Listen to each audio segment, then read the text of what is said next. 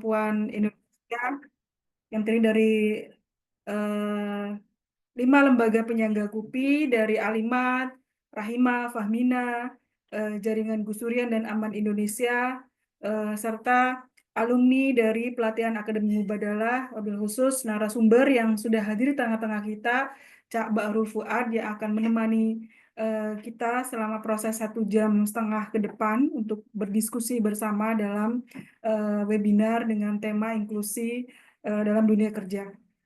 Sebagai pengantar, saya dengan teman-teman Badala di bawah naungan Yayasan Fahmina ini menjadi bagian dari jaringan Kongres Ulama Perempuan Indonesia yang sudah 2 kali digelar. Yang pertama itu pada April tahun 2017 di Pondok Pesantren Kebon Jambu di Cirebon, dan kedua pada November 2022 yang digelar di Semarang dan Jepara, Jawa Tengah. Gagasan-gagasan yang lahir dari proses KUPI ini terus bergulir hingga hari ini dan menjadi tanggung jawab semua pihak untuk bersama-sama mengawal hasil musyawarah keagamaan atau yang lebih kita kenal dengan fatwa KUPI. Dalam proses merumuskan pandangan keagamaannya itu, KUPI punya metodologi atau trilogi. Satu yaitu Mubadalah, kedua keadilan hakiki, punya Nur Rofiah, dan ketiga Qosir Ma'ruf punya Haja Badriah Fayumi. Selain itu, ada yang khas lagi dari metodologi KUPI itu, yaitu menambahkan pengalaman perempuan dan kelompok rentan, termasuk di dalamnya teman-teman difabel sebagai basis dan otoritas pengetahuan. Seperti kita ketahui, Indonesia juga telah meratifikasi Konvensi PBB tentang hak-hak teman-teman difabel dan mengesahkan Undang-Undang Nomor 19 Tahun 2011 tentang ratifikasi. Pada tahun 2016, pemerintah juga sudah mengesahkan Undang-Undang Nomor 8 Tahun 2016 tentang penyandang disabilitas yang diikuti dengan penerbitan peraturan pelaksanaannya. Meskipun sampai hari ini kita perlu tahu juga seperti apa turunan dari aturan itu sampai ke daerah atau implementasinya ke daerah. Terlepas dari banyaknya aturan-aturan yang berlaku, teman-teman difabel di Indonesia masih menghadapi banyak tantangannya, di antaranya adalah diskriminasi, pengucilan, kekerasan, dan mayoritas masyarakat di Indonesia masih memandang bahwa teman-teman difabel itu sebagai disabilitas atau yang dianggap punya kekurangan dibandingkan dengan talenta, bakat, keterampilan, atau kapasitas yang dimiliki oleh teman-teman difabel. Sehingga teman-teman difabel masih dianggap sebagai tanggungan yang tidak berdaya, penerima amal, kebajikan, dan lain sebagainya, dibandingkan sebagai penyanda, sebagai orang yang punya otoritas, orang yang punya sumber daya, orang yang punya kapabilitas dan kapasitas yang mumpuni. Prasangka tersebut telah menyebabkan pemerintah, sektor swasta, organisasi, masyarakat sipil, dan tentu juga kita semua tanpa sadar telah melakukan diskriminasi dan mengecualikan mereka, teman-teman difabel, atau membatasi tindakan teman-teman hanya pada pemberian amal. Selain pendekatan struktural yang mewajibkan negara untuk mematuhi hak individu, teman-teman difabel yang dijamin dalam aturan-aturan negara, strategi budaya juga kami anggap penting untuk menganjurkan masyarakat agar lebih mengetahui, menumbuhkan sikap yang lebih inklusif, terbuka terhadap kelompok teman-teman difabel. Dengan menerapkan pendekatan ala KUPI, harapannya teman-teman akan mendapatkan penerimaan masyarakat yang lebih besar dan peluang yang lebih banyak terlibat secara aktif di berbagai bidang sosial, sehingga memfasilitasi integrasi teman-teman secara penuh ke dalam masyarakat. Nah, berangkat dari prolog tadi ya, terkait dengan aturan, terkait dengan KUPI, kenapa KUPI penting untuk terlibat atau bicara soal isu disabilitas. Pada awal 2025 kemarin, Mubadalah sekedar pengantar juga ke Cak Fu, sudah menggelar pelatihan Akademi Mubadalah. Dan salah satu peserta atau semua peserta pelatihan itu kami wajibkan untuk mengikuti webinar ini sebagai ikhtiar dari Mubadalah untuk membekali para penulis perempuan teman-teman difabel. Jadi dari seluruh peserta itu ada teman-teman perempuan juga yang difabel, yang bekerja sama dengan para penulis perempuan atau penulis laki-laki yang punya perspektif perempuan dan ditambah dengan juga perspektif disabilitas nantinya, untuk mempromosikan perspektif inklusif disabilitas, selain menjadi momentum bagi kita semua secara individu untuk bersinergi, bekerja sama, berkolaborasi, dan terus menggali ide-ide baru serta pola bagaimana mengelolanya dengan lebih baik. Sehingga dari forum ini harapannya para peserta penulis pelatihan yang Akademi Mubadalah kemarin bisa menyebarluaskan nilai-nilai KUPI dalam penguatan hak-hak disabilitas melalui kepenulisan di ruang digital maupun non-digital. Terkait tema kita hari ini, bertepatan juga dengan May Day, Hari Buruh Internasional, kita juga ingin belajar dan mengetahui bagaimana inklusi disabilitas dalam dunia kerja, di mana kita ingin memastikan semua orang, termasuk teman-teman difabel, memiliki kesempatan yang sama untuk bekerja dan berkontribusi secara penuh. Ini tentu saja harus melibatkan lingkungan kerja yang aman, aksesibel, dan inklusi bagi semua orang tanpa memandang kondisi disabilitas atau kondisi yang lainnya. Dan Cak Fuad, kami ingin memberikan banyak input dan pengetahuan yang lebih luas tentang spektrum disabilitas di dunia kerja.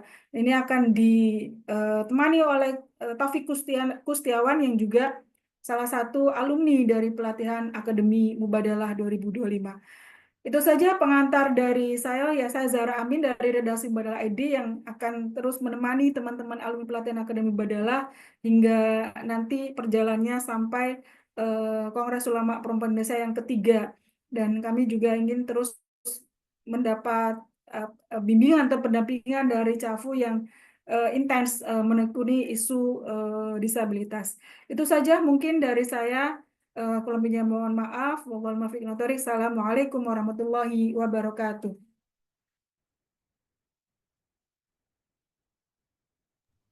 Waalaikumsalam. Baik, bismillahirrahmanirrahim. Assalamualaikum warahmatullahi wabarakatuh. Alhamdulillahirabbil alamin wassalatu wassalamu ala asrofil anbiya'i wal mursalin wa ala alihi washabihi ajmain. Asyhadu an la ilaha illallah wa asyhadu anna Muhammadar Rasulullah.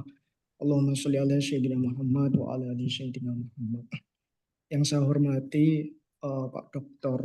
Bahrul Fuad selaku narasumber pada kesempatan siang hari ini. Yang saya hormati juga Mbak Yahra Amil selaku redaksi Mubadalah ID beserta jajaran staf jajarannya, dan yang juga saya hormati teman-teman yang sudah hadir pada kesempatan Zoom dalam acara inklusi disabilitas dalam dunia kerja ini.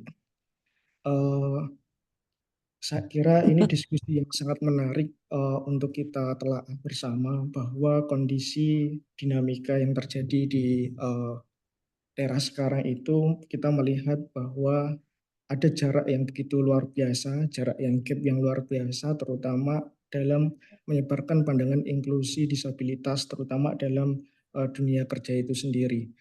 Bahwa kita tahu juga kondisi sekarang ini, terutama pasca efisiensi ini juga sangat mempengaruhi di beberapa sektor, terutama juga berkaitan dengan pekerjaan. Nah, ini tentu menjadi hal yang penting untuk kita gali berkaitan dengan nilai-nilai inklusi disabilitas dalam dunia pekerjaan yang tentu akan nanti disampaikan oleh Cak Fuad begitu ya.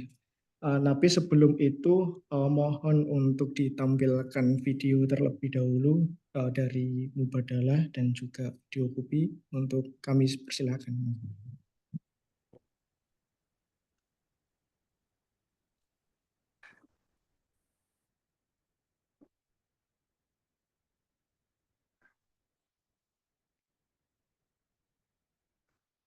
Kapasitas dan otoritas ulama perempuan dengan mengusung perspektif Mubadalah yang meneguhkan nilai-nilai kesalingan, kesetaraan, kerjasama, dan keadilan dalam relasi marital, familial, dan sosial yang lebih luas.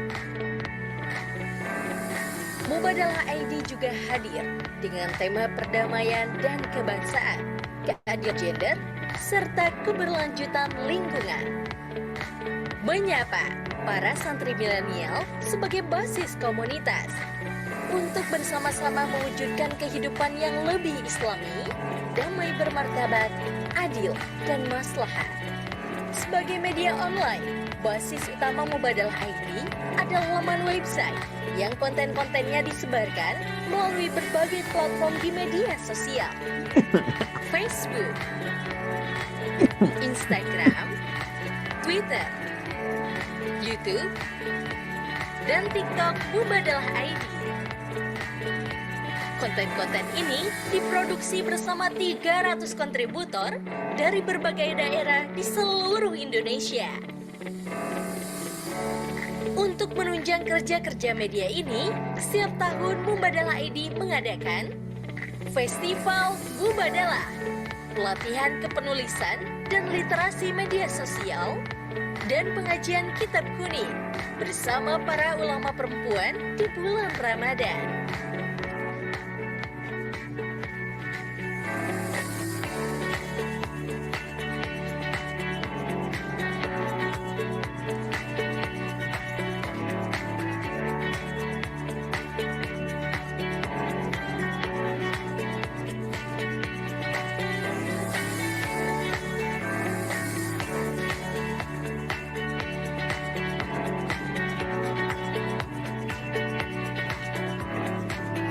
Bersama media Mubadalah ID, inspirasi keadilan relasi.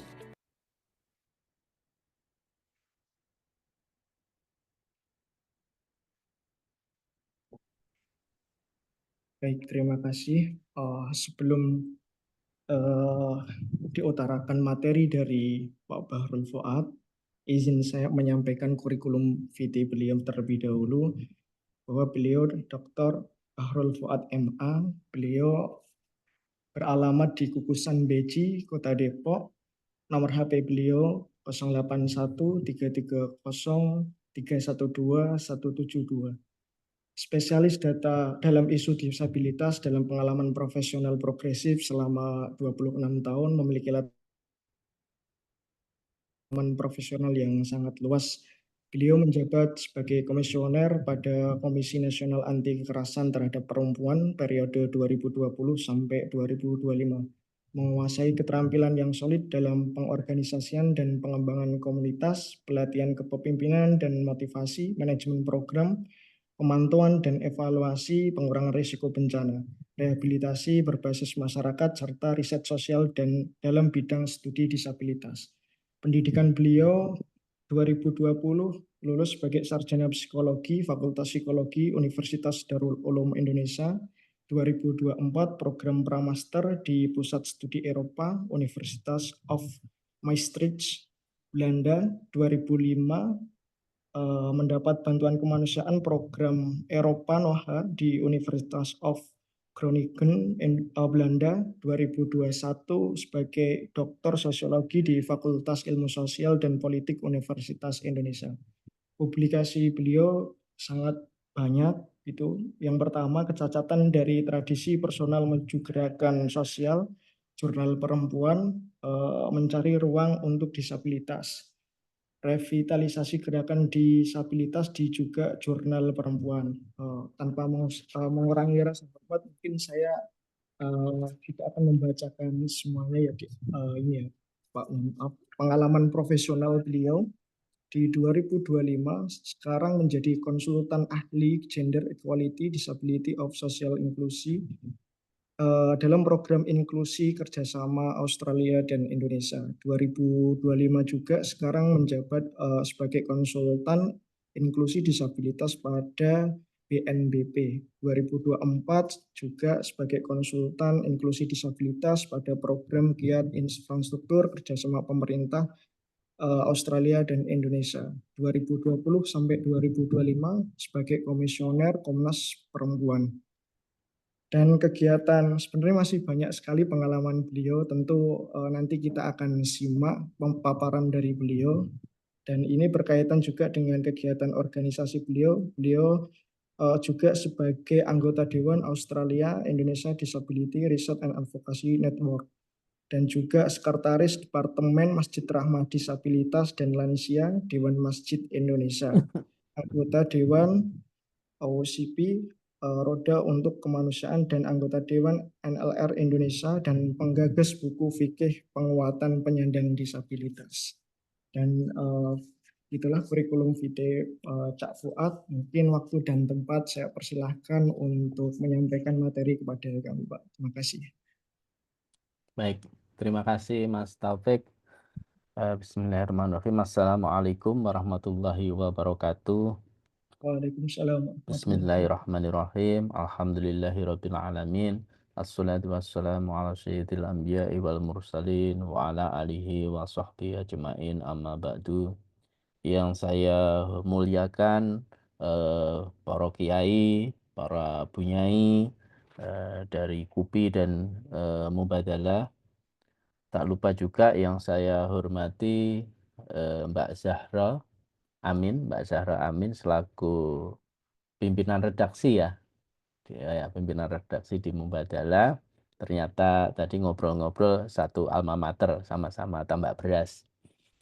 Dan juga yang saya hormati Kang Dul, ini luar biasa, beliau beliau seorang kiai dan juga feminis ya, kiai feminis ini, pelanjut dari Yai Husain dan Yai Fakih ini kayaknya nanti penerusnya. Dan juga tak lupa saya terima kasih kepada Mas Taufik Gustiawan selaku moderator, dan tentunya kepada para hadirin yang hadir di dalam Zoom sore hari ini, siang hari ini. Pertama-tama saya mengucapkan terima kasih kepada Mubadalah.id yang sudah memberikan kesempatan kepada saya untuk berbagi pengetahuan, berbagi pengalaman berkaitan dengan dunia disabilitas dan dunia kerja.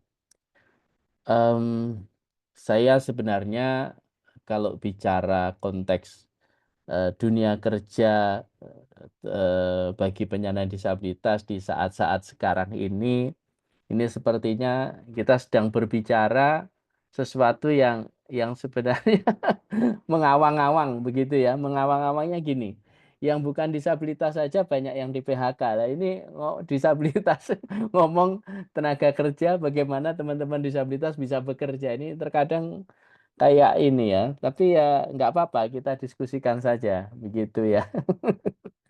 Karena memang situasinya ya situasi yang makanya zamannya zaman rekoso, orang Jawa bilang begitu ya. Jadi saya nggak ngerti ini kalau bicara soal disabilitas ini akan sangat berat sebenarnya bicara soal lapangan kerja. Tapi kita mendiskusikan saja. Izinkan saya berbagi, semoga bisa ini. Sudah bisa nggak tampak ya semestinya ya. Oke.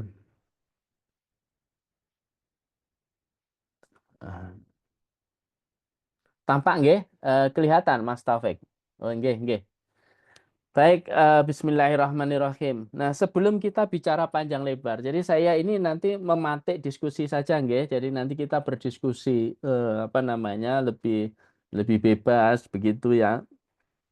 Saya suka begitu karena kalau nanti saya menyampaikan semua, bisa jadi pengalaman saya itu berbeda dengan cara pandang teman-teman yang di luar diri saya, dan terutama juga teman-teman non-disabilitas. Saya sangat juga menghargai pandangan-pandangan teman-teman yang non-disabilitas berkaitan dengan disabilitas, karena supaya perspektif kita itu bisa berkembang begitu ya.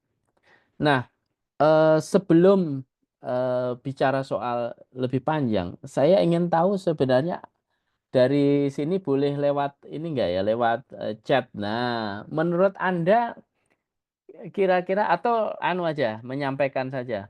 Menurut teman-teman apa sih yang disebut dengan disabilitas itu? Nah, pakai suara saja supaya lebih ini, langsung bersuara saja. Sebutkan nama dan menurut Anda apa ini?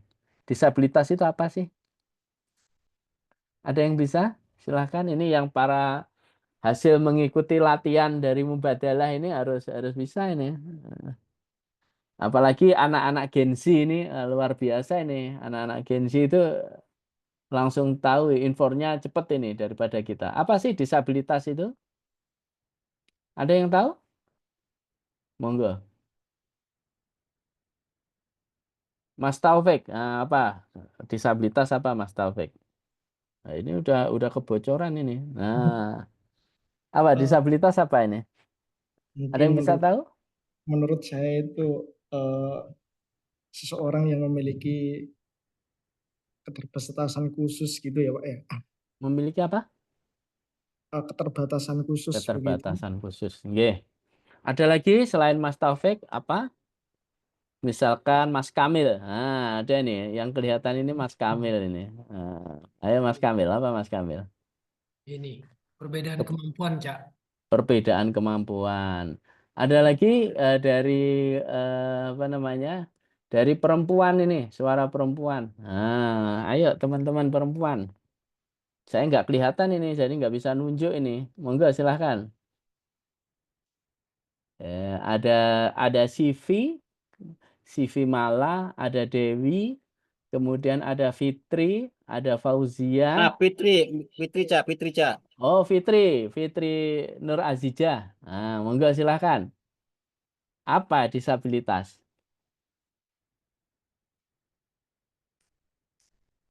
Ayo Mbak Fitri, boleh disuarakan. Ada Mbak Rahmi. Siapa nih? Suara siapa nih? Ayo Mbak Rahmi. Nah, Mbak Rahmi.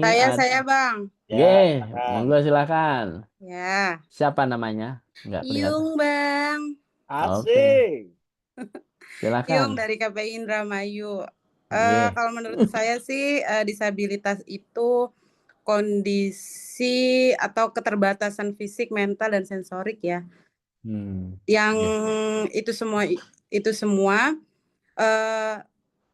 mempengaruhi kemampuan seseorang untuk melakukan aktivitas gitu. Iya, keterbatasan fisik, mental, dan sensorik. Nggih. Betul. Baik, terima kasih. Dari yang hadir di sini siapa yang punya keterbatasan fisik dan namanya tadi keterbatasan khusus siapa? Selain saya, selain yang disabilitas, ada tadi Mbak siapa yang dari Indramayu pakai kacamata mboten? Nggih. Coba dicopot kacamatanya. Nah, kalau seperti saya begini. Kalau copot kacamata kelihatan nggak? Baca gitu ada masalah nggak? Lumayan Apa? Blur. blur. Blur ya. Nah, itu berarti artinya Anda juga punya keterbatasan fisik. Ya Iya, kan? betul. Sama. Bagi Nah, saya. baik. Sama ya, keterbatasan khusus. Siap. Setiap orang punya keterbatasan khusus gitu ya. Ada yang mengingatnya bisa cepat, ada yang tidak cepat. Nah, Kalau iya itu, Cak. kecuali kalau mengingat utang itu kan, diutangi itu ya, ingat ya, dipinjemi. Nah, baik, kita bicara begini. Disabilitas itu kalau menurut CRPD atau konvensi hak penyandang disabilitas yang tadi sudah disampaikan oleh Mbak siapa Zahra ya. Nah, dia menyebutkan sebagai involving concept. Nah, dan disabilitas itu merupakan hasil disability result from the interaction between person with impairment. Nah, impairment itu artinya keterbatasan dengan sikap, attitude, dan juga lingkungan, environmental, barrier, hambatan lingkungan. Nah, jadi disabilitas itu sebenarnya adalah konsep yang berkembang, yang evolving concept. Evolving concept itu konsep yang dinamis, boleh dikata begitu. Dan disabilitas ini merupakan hasil interaksi dari keterbatasan individu, ya, keterbatasan individu yang dimiliki oleh individu dengan sikap masyarakat dan hambatan lingkungan. Begitu, nggih. Nah, setiap individu itu kan memiliki keterbatasan. Tadi yang pakai kacamata kalau dicopot juga nggak bisa melihat dengan nyata gitu ya. Banyak, setiap individu saya yakin punya keterbatasan, entah itu keterbatasan mengingat, keterbatasan melihat, dan lain sebagainya, gitu ya. Nah, tapi tidak semua individu ini memiliki hambatan sikap dan hambatan lingkungan, gitu ya, sehingga mereka masih bisa berpartisipasi secara aktif di dalam masyarakat, ya. Nah, kalau disabilitas, berarti disabilitas itu kuncinya ada 3 rumusnya. Nah, dia memiliki keterbatasan kemampuan, gitu ya, keterbatasan kemampuan yang disebut dengan impairment. Impairment itu keterbatasan. Nah, dan punya hambatan sikap dan lingkungan, gitu ya. Misalkan kalau saya pakai kursi roda, ini kan memiliki keterbatasan kemampuan nih, ya, baik fisik, mental maupun intelektual. Kebetulan saya keterbatasannya adalah fisik, gitu ya, pakai kursi roda. Nah, saya juga punya hambatan sikap. Nah, dengan kursi roda ini seringkali saya mengalami diskriminasi, misalkan dipandang lebih rendah, gitu ya, tidak dipercaya untuk bekerja, kalau ngelamar kerja dan lain sebagainya. Nah, saya juga tentunya mengalami hambatan lingkungan, gitu ya, hambatan lingkungan. Sehingga misalkan kalau saya pergi ke masjid, gitu ya, katakanlah masjid ini seringkali ini masjid ini tidak ramah dengan disabilitas, baik tempat wudhunya maupun masjidnya sendiri. Tapi kebetulan beberapa waktu yang lalu saya berkunjung ke Cirebon, kunjungan tugas waktu jadi Komisioner Komnas Perempuan. Nah, ini Masjid Agung Cirebon sudah aksesibel, sudah ramah.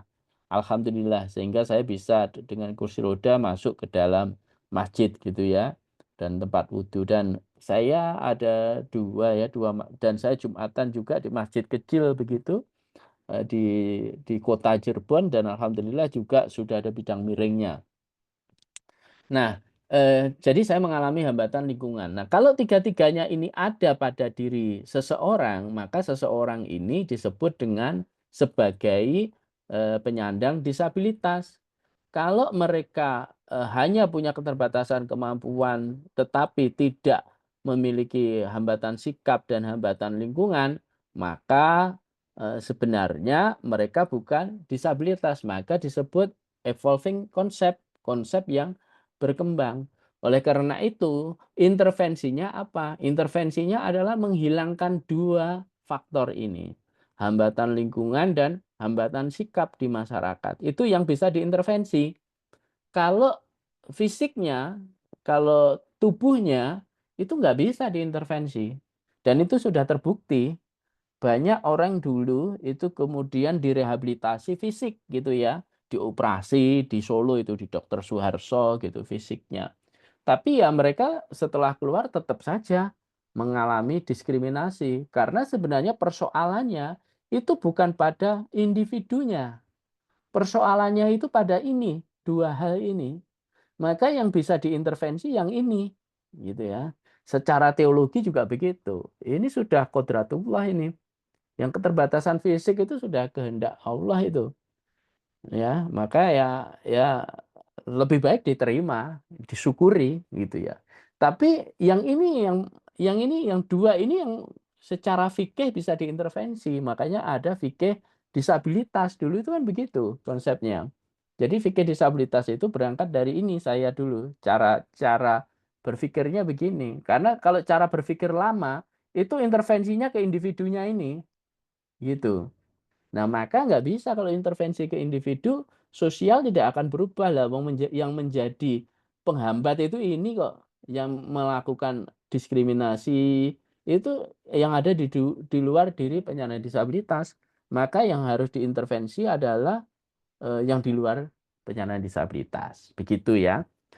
Nah, jadi sudah paham nih, penyandang disabilitas itu adalah orang yang memiliki keterbatasan kemampuan baik fisik, mental maupun intelektual yang mengalami hambatan lingkungan dan hambatan sikap di masyarakat sehingga mereka tidak mampu berpartisipasi secara penuh dan efektif di dalam masyarakat. Gitu nggih? Nah, sudah clear ini, sudah hafal ini insya Allah. Nah, selanjutnya saya ingin menggambarkan tentang paradigma. Ini penting sekali paradigma ini.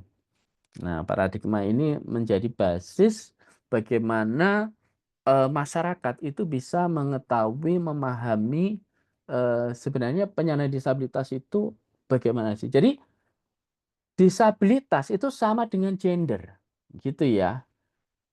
Disability as socially constructed, gitu ya. Disabilitas itu secara sosial itu dikonstruksikan, gitu ya, dikonstruksikan. Itu sama dengan gender, gitu ya. Siapa sih yang menyebut disability itu? Itu ya orang-orang yang tidak pernah mengalami disabilitas, bukan kami yang disabilitas, gitu. Kalau kami yang disabilitas dulu zaman tahun 97 itu merumuskan sebagai kontranarasi terhadap istilah penyandang cacat, maka di tahun 1997 kami melakukan sarasehan di Jogja gitu ya, di Sargede, Wisma Sargede. Nah, itu para tokoh-tokoh disabilitas pada waktu itu yang kritis gitu ya, termasuk saya juga hadir di situ, tapi saya masih sangat junior pada waktu itu. Nah, itu merumuskan bahwa istilah cacat itu tidak tepat jika dilekatkan kepada manusia. Karena manusia itu tidak memiliki standar gitu ya. Nah, cacat itu kalau di dalam kamus bahasa Indonesia itu artinya rusak. Maka sebenarnya yang bisa disebut rusak itu hanya barang gitu ya. Karena barang itu punya standar, tapi kalau manusia tidak punya standar. Maka oleh karena itu kami pada waktu itu menyepakati merumuskan we are different with ability. We have different ability gitu ya. Jadi kami memiliki perbedaan kemampuan, kapasitas gitu ya. Maka disebutlah difabel pada waktu itu di Jogja. Maka sebenarnya kalau peta politik gerakan yang menggunakan istilah difabel itu adalah kelompok Jogja. Kelompok Jakarta tidak setuju menggunakan difabel gitu ya. Nah, itu sejarahnya. Nah, saya mau berangkat dari paling bawah. Jadi dari bawah itu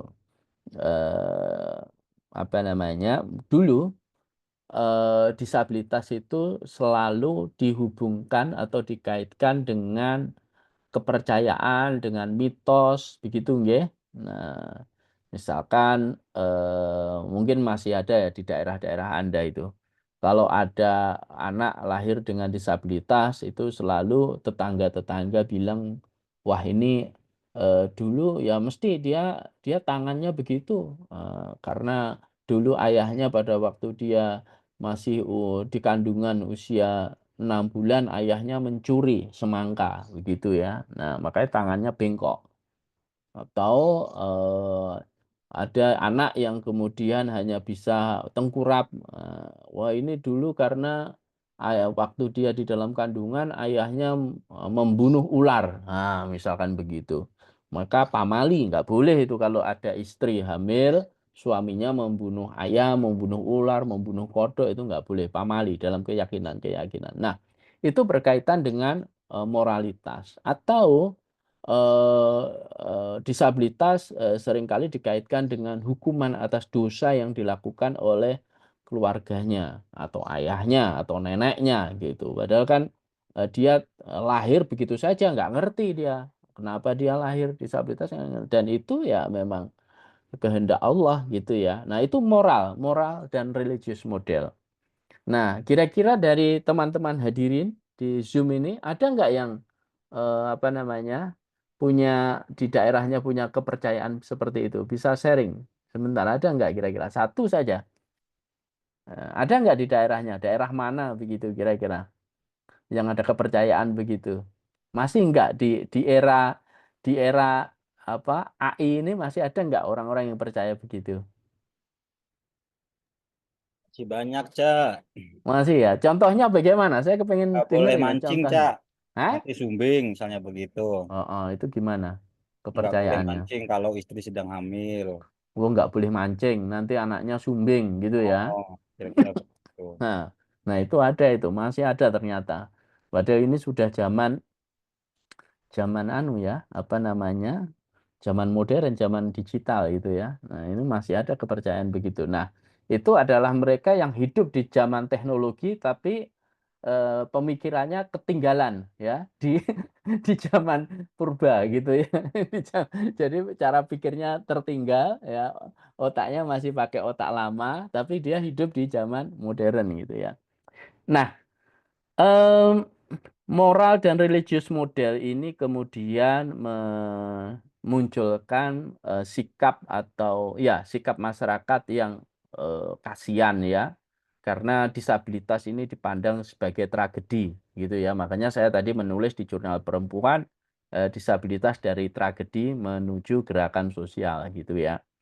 Personal tragedi, dari tragedi personal. Jadi dianggap sebagai tragedi disabilitas itu. Maka orang kasihan. Nah, karena orang kasihan itu kemudian muncullah sikap-sikap charity based model. Ini namanya charity based model, charity model. Jadi orang kemudian wah ini ada disabilitas dikumpulin ya toh, dikumpulin ditaruh di panti, dikasih makan, ya, kasih minum, di apa namanya? Dilatih kepercayaan diri. Nah, begitu. Saya sering kritik juga sih sebenarnya terkait dengan pelatihan kepercayaan diri pada penyandang disabilitas itu. Jadi orang-orang yang non disabilitas itu seakan-akan kami yang disabilitas itu nggak percaya diri, begitu ya. Nah, padahal saya ini ya pede banget ya mungkin. Jadi saya ini apa namanya? Ya kalau nggak pede mana, mana bisa bertahan sampai sekarang kan. Nah, di sini ada teman saya juga ini ada Sita ini, Stella ini. Nah, Stella juga gitu disabilitas dia, pengguna kursi roda.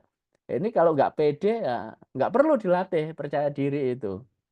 Kami sudah percaya diri. Kalau enggak kami sudah bunuh diri mungkin ya, gitu ya. Jadi yang perlu diperbaiki tadi itu, yang perlu diperbaiki adalah awareness, cara pandang, perspektif dari masyarakat dan juga sikap dari masyarakat terhadap penyandang disabilitas gitu ya. Nah ini, jadi muncullah kemudian panti-panti ya, santunan, dikasih penyantunan dan lain sebagainya. Jadi cara pandang charity based model.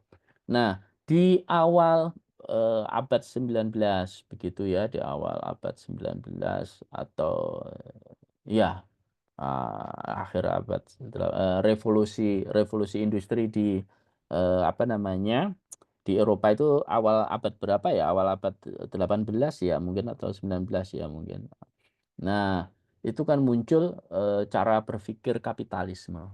Ya, jadi era revolusi industri dan semua barang pada waktu itu diproduksi secara massal. Dan karena cara pandang kapitalisme, maka manusia itu dipandang sebagai alat produksi, gitu ya di era itu. Nah, mereka memandang, masyarakat Eropa memandang bahwa orang yang disabilitas, karena manusia dianggap sebagai alat produksi, maka orang yang dengan disabilitas itu dianggap sebagai alat produksi yang tidak produktif. Nah, lalu apa yang dilakukan oleh mereka? Yang dilakukan oleh mereka adalah melakukan rehabilitasi, ya, merehabilitasi, diperbaiki, direparasi, gitu ya, supaya mereka bisa berproduksi gitu ya. Yang tangannya patah, yang tangannya buntung karena Perang Dunia Pertama gitu ya di Eropa. Nah, kemudian dibuatkan tangan palsu, kaki yang juga karena kena ranjau hilang dibuatlah kaki palsu. Tujuannya apa? Supaya mereka bisa berproduksi. Dan akhirnya muncul banyak rumah sakit rehabilitasi di Eropa begitu. Nah, ternyata direhabilitasi itu tidak kemudian menyelesaikan persoalan begitu ya. Mereka tetap terdiskriminasi, mereka tetap mengalami stigma di masyarakat gitu ya. Para veteran-veteran perang di Amerika, para veteran perang di Eropa itu masih mengalami diskriminasi gitu ya. Meskipun mereka sudah direhabilitasi.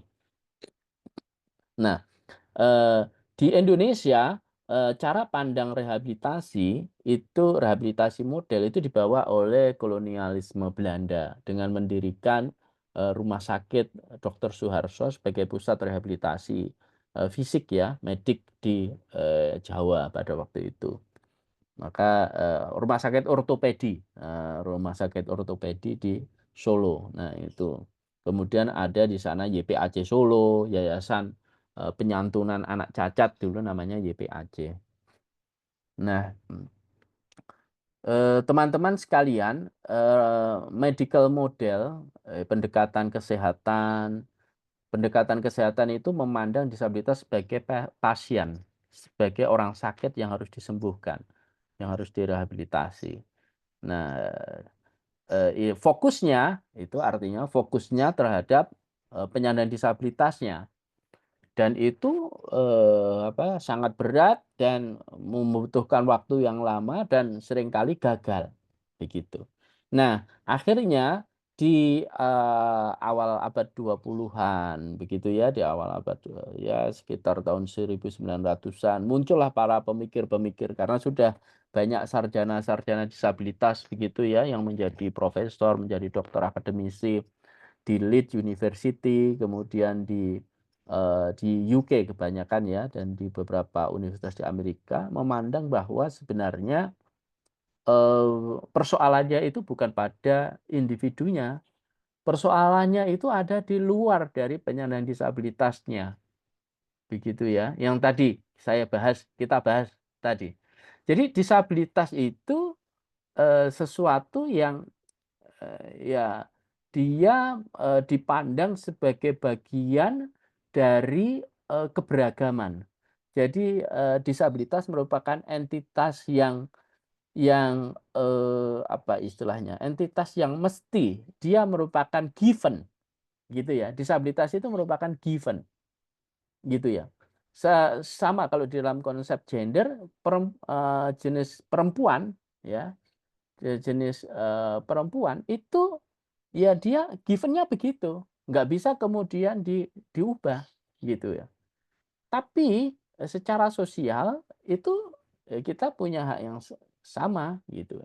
Begitu juga di dalam konsep sosial model ini, disabilitas yang secara physically itu ya sama maknanya sebagaimana orang kemudian lahir dengan kulit hitam, lahir dengan kulit sawo matang, lahir dengan kulit putih, rambut dengan keriting atau rambut yang lurus itu sama.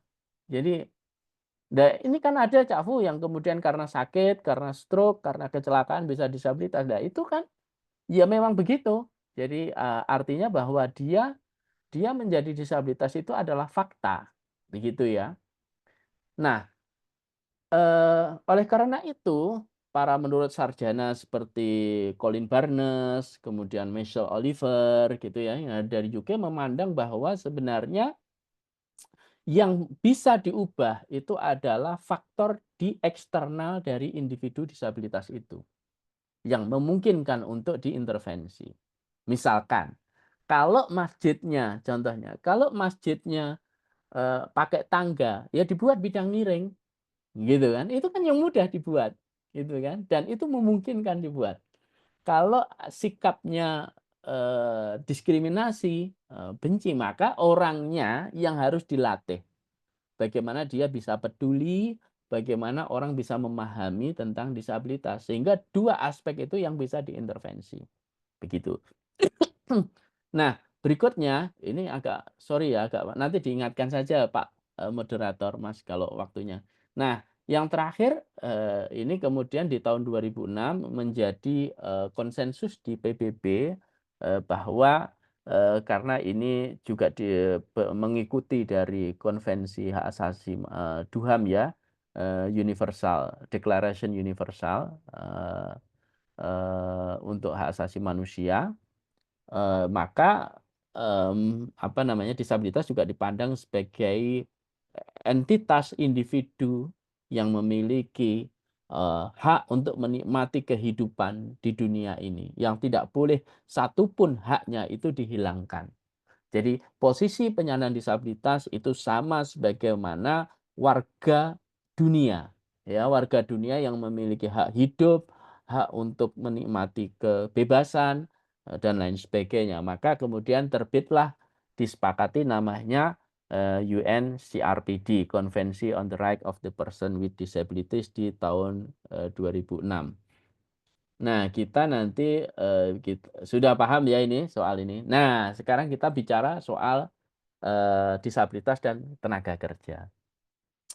Teman-teman sekalian, ini mungkin datanya nanti juga bisa diperbarui oleh teman-teman karena ini data yang saya pikir masih belum saya update dan tapi kira-kira ya tidak terlalu berbeda jauh lah begitu ya datanya.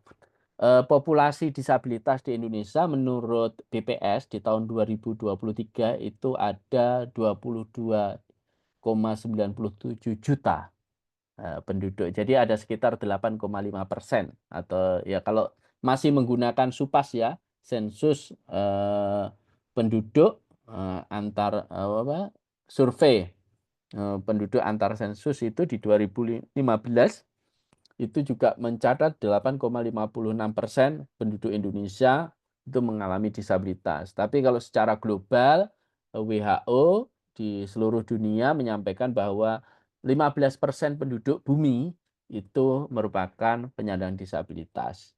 Nah, sementara di Sakernas, jadi ini datanya beda-beda, tapi nanti tolong yang suka ngulik-ngulik data itu bisa melihat mencari data yang detail. Ini saya cari di BPS gitu. Nah, kita bicara soal usia, ternyata kalau kita lihat dari persentase usia, ini penyandang disabilitas yang paling besar itu sebenarnya berada pada usia produktif, yaitu di usia 19 hingga 59 tahun. Ya, ini usia produktif sebenarnya. Dia cukup besar gitu ya. Ya.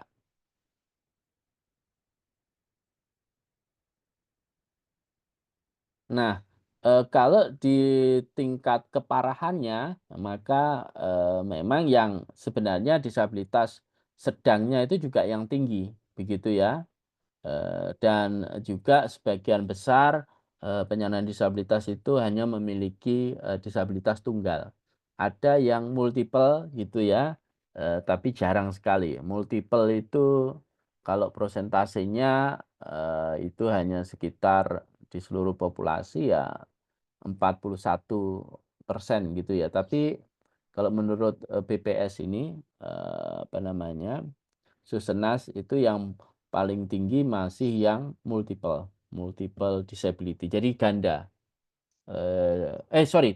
Tunggal. Disabilitasnya tunggal. Kayak saya ini tunggal. Jadi hanya fisik. Ada yang netra sama intelektual. Ada yang disabilitas teman-teman tuli tapi juga netra gitu ya. Nah, itu biasanya gabung-gabung begitu. Tapi itu sedikit, yang banyak adalah dan disabilitasnya sedang gitu ya, yang kebanyakan itu sedang, yang berat itu kecil ya, jumlahnya nggak terlalu banyak. Nah, ini kalau kita bicara soal ragam disabilitas ini juga banyak ya, ini yang yang dikelompokkan saja. Sebenarnya misalkan gangguan berjalan, ini menggunakan BPS itu menggunakan namanya Washington Group Question gitu ya. Jadi dia tidak menggunakan, BPS tidak menggunakan patokan ragam yang ada di Undang-Undang Disabilitas ya, yang ada 4 itu tidak. Tapi BPS menggunakan metode atau alat survei dari WHO yang disebut dengan Washington Group Question itu lebih supaya ini spektrumnya supaya lebih luas gitu ya. Untuk bisa luas itu kemudian menggunakan Washington Group. Jadi yang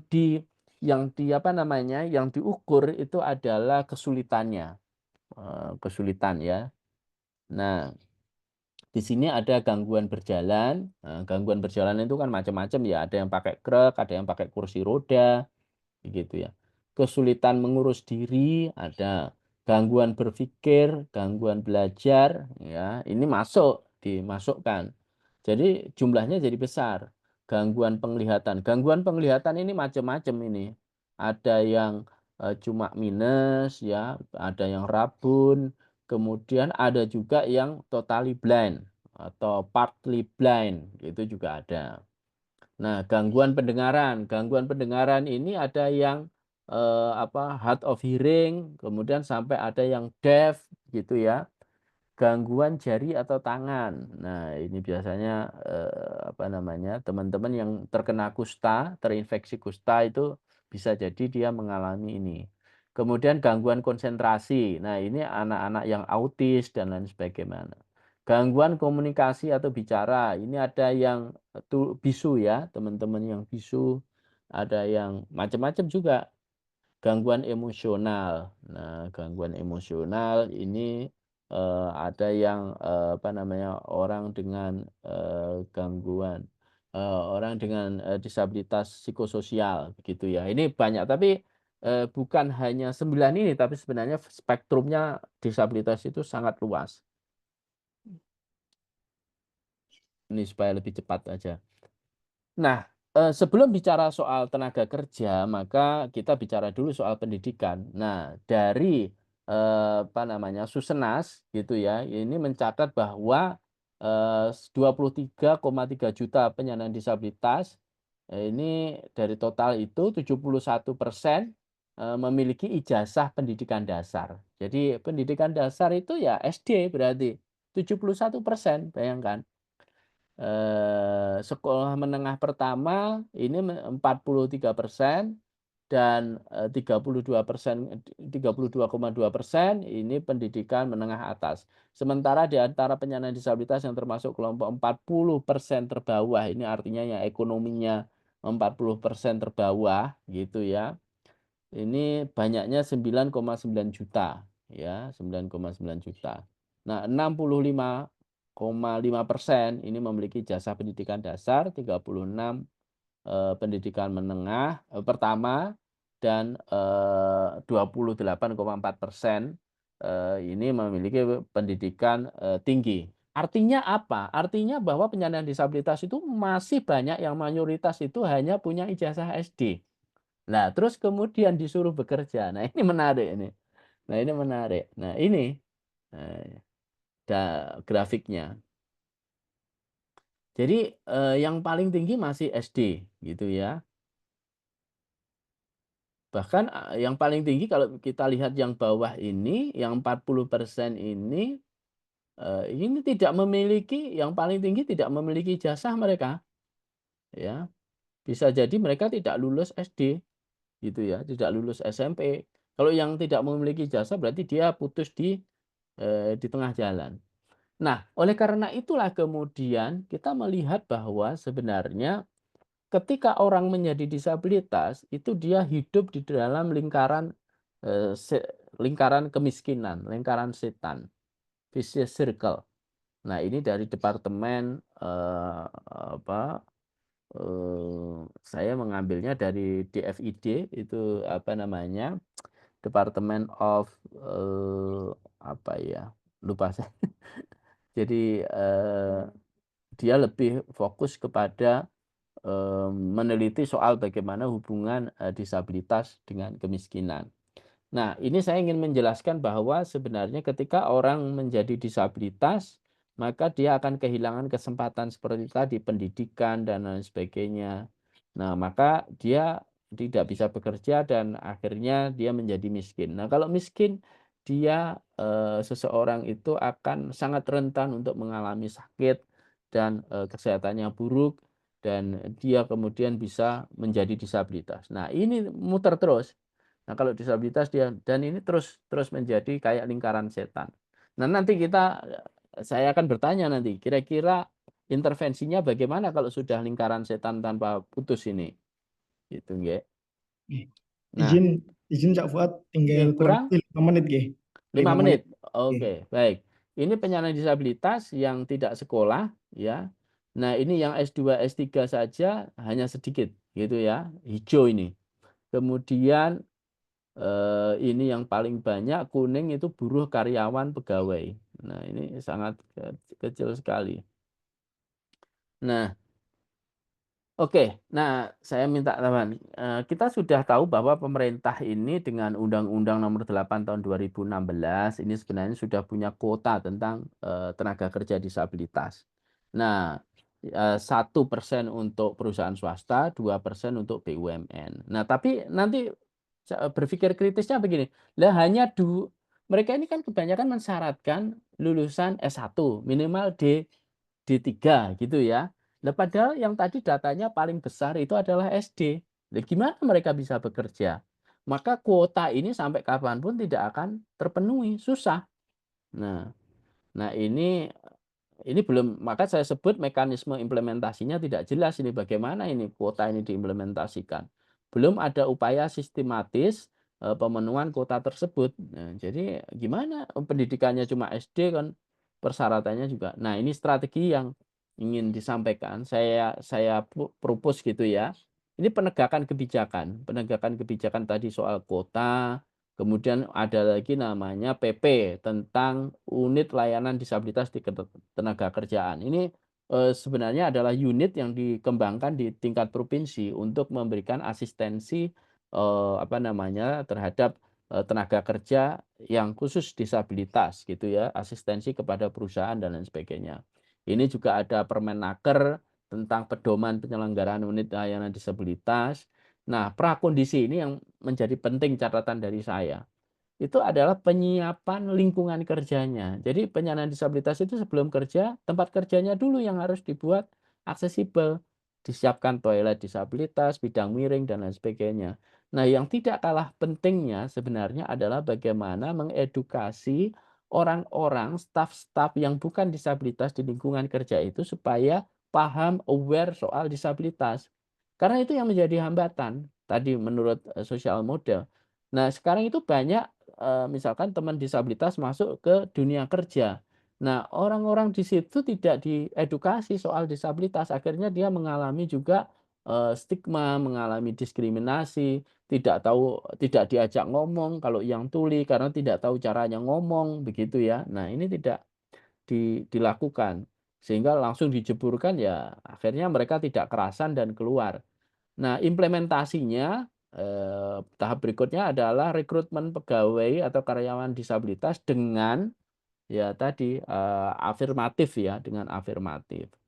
Pendampingan dan monitoring ini tidak dilakukan ya, sehingga semestinya kalau penyandang disabilitas sudah bekerja itu perusahaan melakukan pendampingan sampai dia benar-benar bisa bekerja dengan mandiri gitu ya. Nah, berikutnya yang terakhir adalah melakukan evaluasi berkala dan melakukan perbaikan atau penyesuaian. Ini jadi ada strategi-strategi itu. Saya kira ini dulu pas Mas Taufik, semoga ini menjadi pematik kita berdiskusi, dan dari saya cukupkan sekian. Wallahu muwaffiq ila aqwamit thoriq, wabillahi taufiq wal hidayah. Wassalamualaikum warahmatullahi wabarakatuh. Saya kembalikan kepada Mas moderator.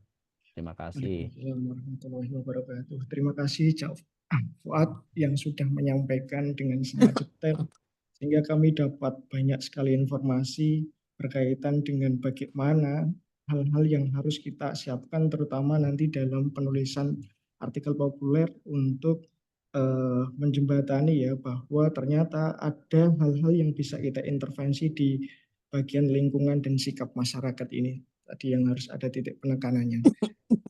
Terima kasih. Sebelum kita lanjutkan untuk berdiskusi dan teman-teman untuk menyiapkan pertanyaan, mohon izin dulu untuk diputarkan video terlebih dahulu ya.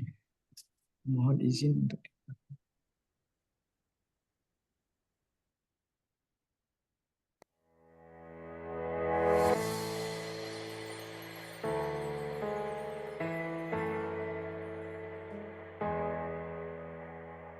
Makna Fahmina. Nama Fahmina diambil dari bahasa Arab, faham, yang berarti pemahaman, nalar, dan perspektif. Dan kata na adalah dhamir nahnu yang berarti kita, atau INA, akronim dari Indonesia.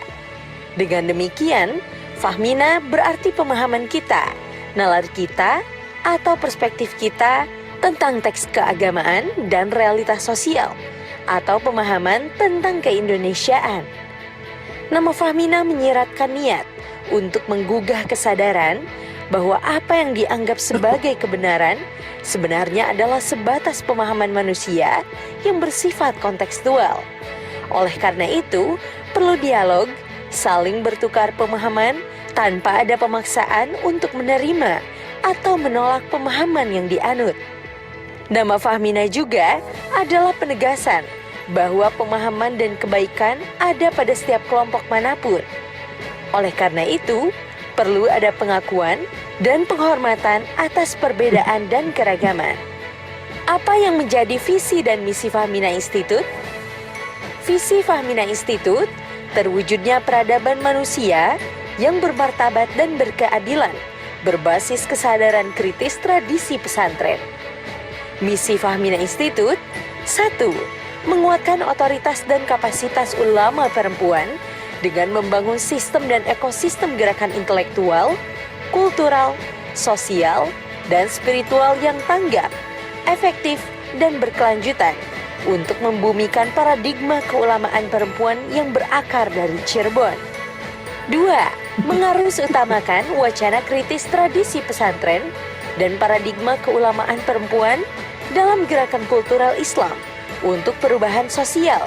3. Mengembangkan ruang belajar dan ruang aman untuk penguatan penggerak Fahmina Institute. 4. Melakukan pembelaan non-litigasi secara efektif dan berkelanjutan bagi kelompok yang dilemahkan. 5. Membangun kapasitas sumber daya manusia dan kelembagaan. Nilai-nilai dasar yang menjadi landasan bagi pengelolaan Fahmina adalah kesetaraan dan keadilan, kebinekaan dan kebersamaan, kejujuran dan keterbukaan, kemandirian dan keberlanjutan. Apa saja yang dilakukan Fahmina saat ini? 1. Melakukan pengkaderan ulama perempuan untuk menciptakan kader-kader ulama perempuan yang memiliki pemahaman keagamaan yang terbuka, memiliki perspektif keadilan gender, dan mampu menganalisis sosial kemanusiaan, serta mampu mengorganisir dan mendampingi komunitas. 2. Mengawal kerja-kerja hasil Kongres Ulama Perempuan Indonesia dalam bentuk diseminasi kepada komunitas ulama perempuan dengan berbagai forum yang dimiliki komunitas. 3. Menguatkan dan mendampingi komunitas lintas iman dengan pengkaderan dan menginisiasi forum-forum perjumpaan lintas iman. 4. Mendampingi desa dengan membentuk kader penggerak untuk aktif dalam proses pemberdayaan dan pemajuan desa. 5. Membentuk kecamatan sadar toleransi dengan mengkader penggerak forum lintas iman yang merespon isu-isu keberagaman di tingkat kecamatan. 6. Menguatkan jaringan perempuan dari berbagai organisasi di Cirebon dengan memfasilitasi pertemuan-pertemuan serta mendorong keterlibatan aktif dalam advokasi kebijakan di daerah dan nasional. 7. Memproduksi pengetahuan tentang keadilan gender, toleransi, dan perdamaian dalam kajian teks-teks keagamaan dan realitas sosial. Fahmina Institute bersama tradisi untuk kemanusiaan dan keadilan.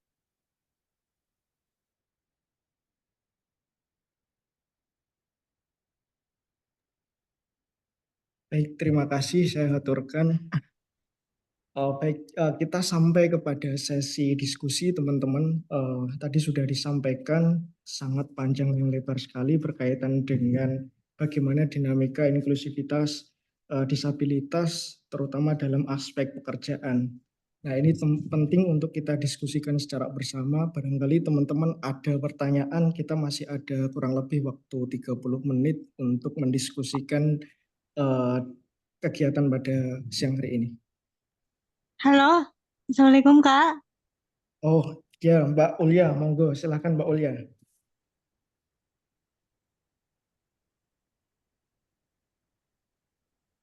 Halo Mbak Izin Ulia. Ingin nanya monggo boleh silakan.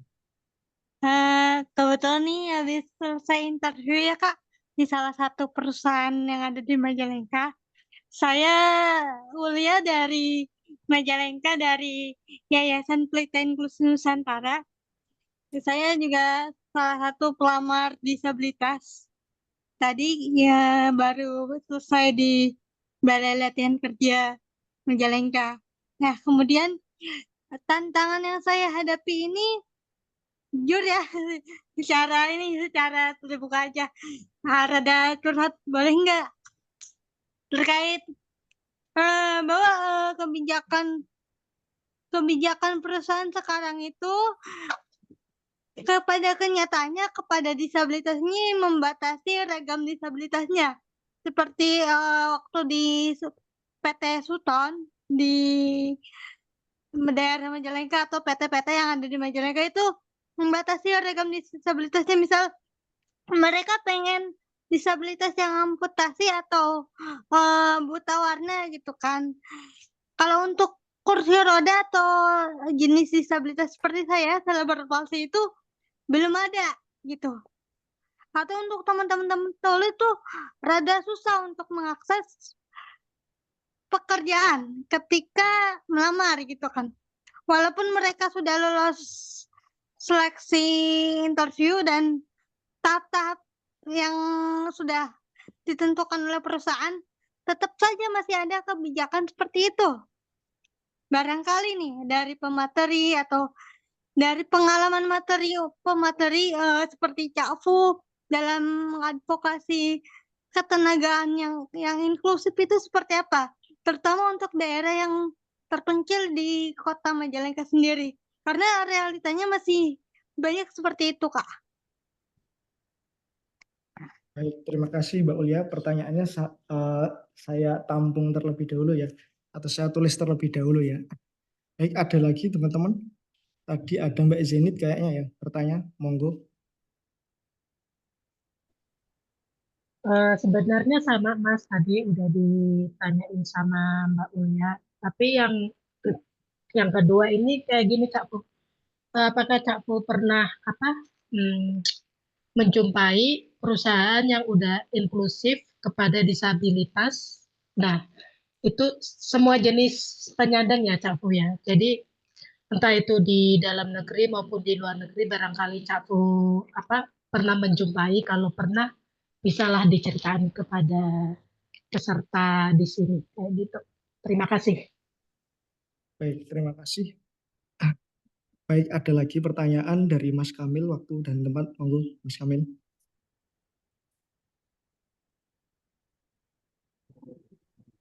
Tes. Ya, terima kasih. Taufik selaku moderator. Izin Capu dan teman-teman sekalian. Jadi pertanyaan ini terbersit saat Capu memulai menyampaikan materi, yaitu ironis.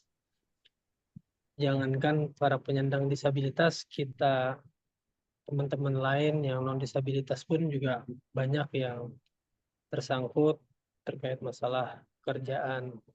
Jadi pertanyaannya adalah, mungkin ini pertanyaan imajiner ya Cak ya.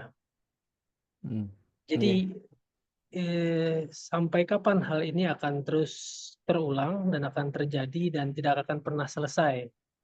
Dengan melihat faktor dan realitas yang ada, belum nanti ditambah oleh Mbak Ulia mengenai ternyata perusahaan itu coba memfilter lagi, memilah-milih mana yang kira-kira menurut mereka disabilitas yang dianggap mengakomodasi kerjaan tersebut. Nah, sehingga kapan sebenarnya implementasi undang-undang ini bisa diwujudkan secara total? Oke, terima kasih. Baik, terima kasih. Baik, terima kasih. Ada 3 pertanyaan. Baik, terima kasih. Pertama dari Teh Ulia ya tadi. Saya menyampaikan bahwa sebenarnya memang ini kewajiban dari pemerintah untuk melakukan sosialisasi kepada para perusahaan gitu ya. Sebenarnya perusahaan itu kan sudah punya APindo, Asosiasi Pengusaha Indonesia gitu. Dan dulu sebelum saya jadi komisioner itu sering diundang oleh mereka, termasuk saya yang merumuskan tentang buku pedoman tata kelola perusahaan yang inklusif gitu ya, diterbitkan oleh Apindo. Nah, sebenarnya Apindo sendiri juga sudah membuka gitu ya, membuka itu. Nah, memang saya pikir sosialisasinya ini yang masih lambat begitu, dan pemerintah menurut saya kalau boleh saya sampaikan tidak terlalu serius menangani soal ini gitu ya. Jadi kalau pemerintah serius itu sebenarnya pemerintah terus melakukan pemantauan dan monitoring berkaitan dengan kuota tenaga kerja itu dan juga berkaitan dengan ULD. Nah, sebagaimana yang kita tahu, ya pemerintah kita ini ya selalu klasik ya, kalau suruh bikin peraturan kan gercep ya, gampang. Tapi setelah implementasinya ini menjadi kendala. Nah, solusi berikutnya yang dialami oleh Teh Ulia ini, yang pertama adalah teman-teman disabilitas harus secara rajin gitu ya untuk melakukan advokasi, pendekatan kepada pemerintah daerah begitu, dan untuk mengundang perusahaan gitu, melakukan dialog. Sekali lagi menurut saya, pengalaman saya, dialog itu akan menjadi produktif gitu ya, dialog yang konstruktif daripada kemudian kita protes atau demo. Nah, itu tidak produktif menurut saya, karena apapun yang terjadi gitu ya, apapun yang terjadi, pemilik modal itu ya dia berkuasa gitu ya. Makanya kalau cara saya melakukan advokasi, saya lebih suka menggunakan soft advokasi daripada hard advokasi. Kan ada dua nih teori advokasi itu, strateginya ada hard advokasi, itu yang demo, protes, ya, mogok. Nah, saya lebih menggunakan soft advokasi dengan melakukan dialog dan persuasif kepada perusahaan. Saya makanya kalau tadi ini langsung saja merujuk kepada ada enggak sebenarnya perusahaan-perusahaan yang menerima penyandang disabilitas gitu ya, Cak Fu gitu. Sebenarnya pemerintah sendiri yang memiliki kuota 2% itu sudah terbuka, dia kemarin menerima CPNS gitu ya. Tapi ya memang sekali lagi persyaratannya kalau saya lihat ini masih S1 gitu lah. Sementara tadi 71% itu penyandang disabilitas lulus SD gitu loh. Jadi sangat kecil. Makanya saya pernah dulu sama kementerian, waktu di Kementerian Tenaga Kerja, mereka mengeluh, Cak Fu, kami ini sudah buka ini peluang pekerjaan bagi teman-teman disabilitas di di kementerian. Tapi antusiasnya rendah, sangat sedikit. Terus saya tanya, persyaratannya minimal apa, Pak? Minimal harus S1. Nah, minimal S1, Pak. Padahal 70% penyandang disabilitas itu lulusan SD. Gitu ya. Jadi bukan kami tidak antusias, tapi kami terhambat oleh persyaratan. Nah, beberapa ini ada, ya nanti bisa dicek. Dulu saya masih di Surabaya itu ada PT Kedaung. Surabaya itu bahkan menerima penyandang disabilitas. PT Kedaung yang membuat gelas dan lain sebagainya, itu teman-teman penyandang disabilitas bekerja di sana, dan saya mengorganisir karyawannya untuk saya dirikan koperasi daya mandiri di Surabaya. Nah, kemudian ada juga ini di Sidoarjo namanya PT United Pharmatic Indonesia. Ini dengan datanya 32 orang pekerja dengan disabilitas. Kemudian ada PT Tiga Serangkai. Nah, PT Tiga Serangkai ini yang penerbitan itu ada 3 orang penyandang disabilitas yang bekerja. Kemudian ada PT Samwon Busana di Jepara, itu 17 orang penyandang disabilitas. Ada kemudian PT Kanindo Makmur Jaya Jepara, itu 56 pekerja penyandang disabilitas. Kemudian ada perusahaan namanya PT Prima Yuda Mandiri Jaya di Boyolali, itu ada 20 orang penyandang disabilitas yang bekerja di sana. kemudian ada PT Giat Usaha Dieng. Nah, ini juga ada 3 penyandang disabilitas. Kemudian beberapa termasuk juga Alfamart itu juga menerima penyandang disabilitas. Kemudian apa namanya retail gitu ya. Jadi seperti dulu itu dulu Carrefour ya, sekarang apa namanya ya? Nah, itu menerima juga penyandang disabilitas. Jadi lumayan banyak. Di samping BUMN ya, BUMN punya kewajiban itu untuk menerima 2% penyandang disabilitas. Nah, menginjak pada pertanyaan Mas Kamil yang terakhir, sampai kapan ini? Ya namanya perjuangan membangun kesadaran ini. Nanti tanya Mbak Zahra Amin ini perjuangan gender apakah sudah selesai gitu kan? Ada yang perjuangan kesetaraan gender itu sejak kapan itu? Sejak kita belum lahir, para pejuang itu sudah melakukan sampai sekarang juga belum selesai. Jadi saya kalau ditanya sampai kapan ini implementasinya undang-undang diimplementasikan secara penuh, saya juga tidak tahu. Tapi yang penting kita terus berjuang. Ya, perlu dicatat saja, saya memperjuangkan hak disabilitas itu sejak tahun 96. Ya, 96 di sini yang sudah lahir, yang belum baru lahir setelah itu siapa? Saya 96 kata Mbak Alisa sampai kiamat. Saya 96 itu sudah demo di Jombang sana. Tanya ini ada saksinya namanya Stella ini. Stella ini dari Jombang ini. Nah, Stella itu masih kecil banget dia. Stella ini masih kecil. Saya tahu Stella Rosita Anggraini ini masih sangat kecil, dia masih ingat saya berjuang bersama ayahnya memperjuangkan hak disabilitas. Ya sampai sekarang, ya toh, sampai saya kadang udah bosen lah, ya. Maksudnya bosennya begini, ini tidak move gitu ya, tapi ada perbaikan lah. Sekarang udah orang banyak, udah ada undang-undang disabilitas, ada banyak ya, jadi ya sudah lumayan gitu ya. Tapi menurut saya juga belum tuntas ini perjuangan tentang disabilitas. Bayangkan sudah berapa ini 26, 27 tahun saya berjuang di situ. Ya, jadi Mas Kamil, ya ini lahan kita untuk berjuang, ya berjuang untuk berkontribusi kepada kehidupan masyarakat gitu ya, untuk memperjuangkan hak-hak para apa namanya kelompok rentan, mustadafin begitu ya. Nah ini menjadi sangat penting gitu ya.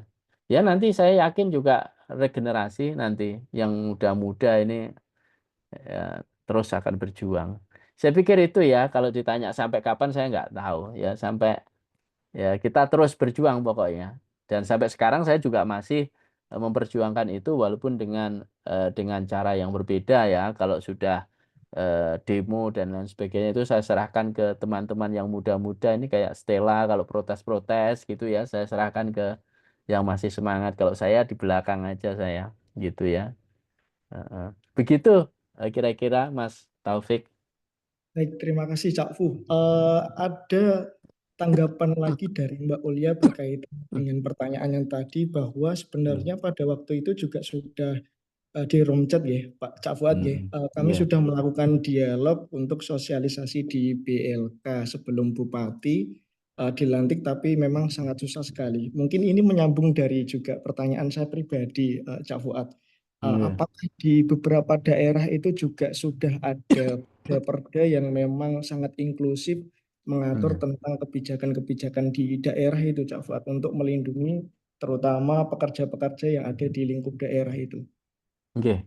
Sudah Mas, sudah banyak. Sekarang itu kalau nggak salah saya mencatat, mungkin nanti teman-teman bisa update ya.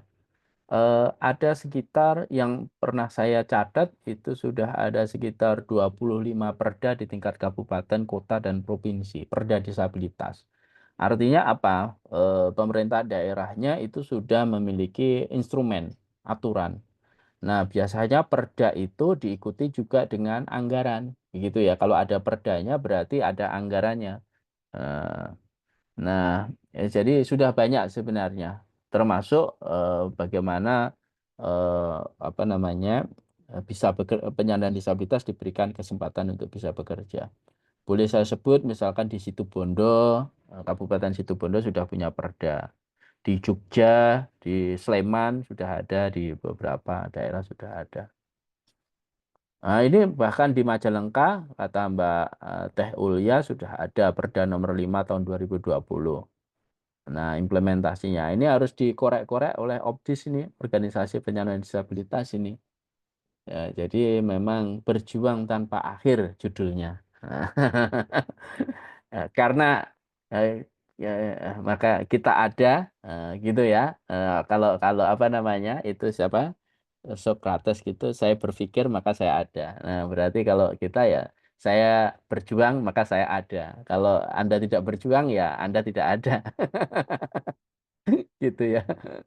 Nah, ini sudah RKPD Bupati yang baru. Nah, ini sudah masuk. Tinggal terus didorong-dorong. Memang pemerintah harus dikorek-korek terus. Kalau enggak mereka lupa. Karena kan jadi pemerintah, jadi bupati ini kan enak, tidurnya dilayani kasur, makanya dilayani. Jadi sering lupa. Oleh karena itu ya kita harus terus mengingatkan gitu.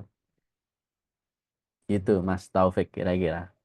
Terima kasih banyak Cak Iya. Fuad, karena memang ini keterbatasan waktu ya, barangkali memang Nggih, kita nggih. bisa sambung lagi nggih Mbak Yahra Amin dan tim di Mubadalah.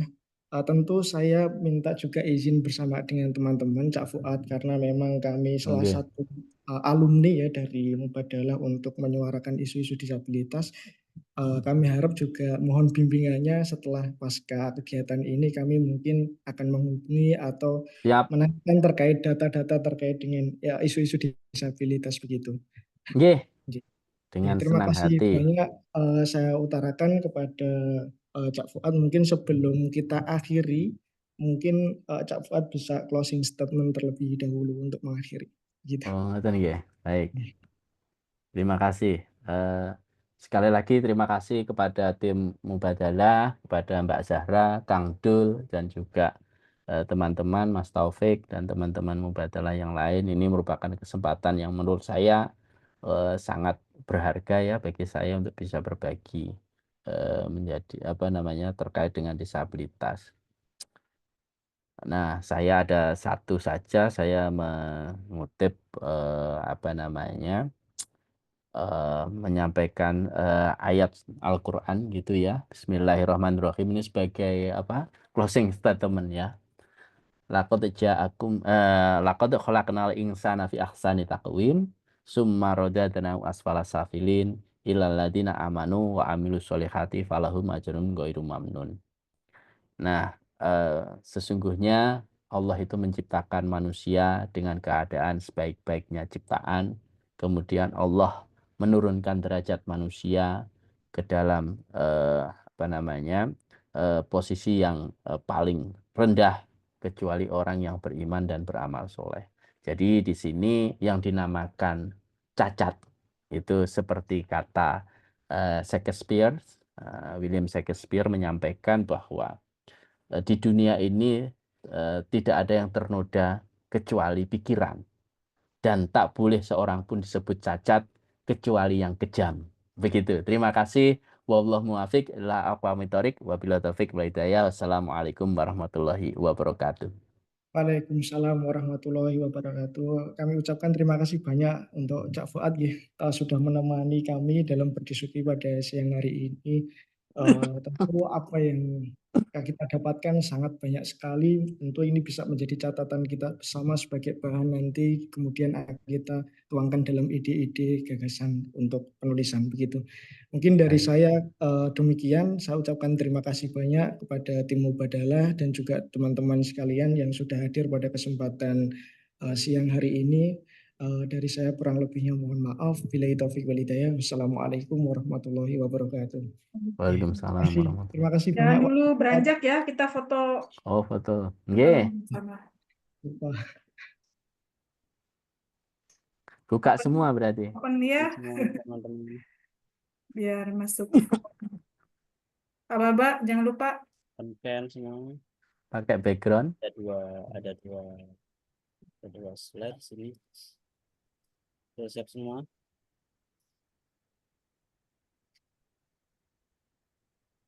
Siap satu.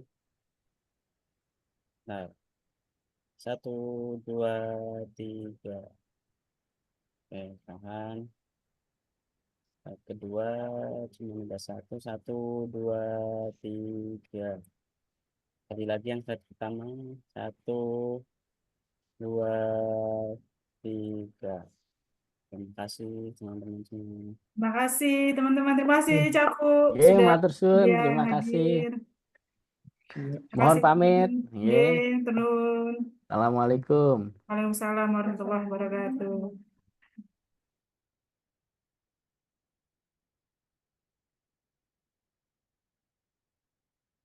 Terima kasih Mas Taufik.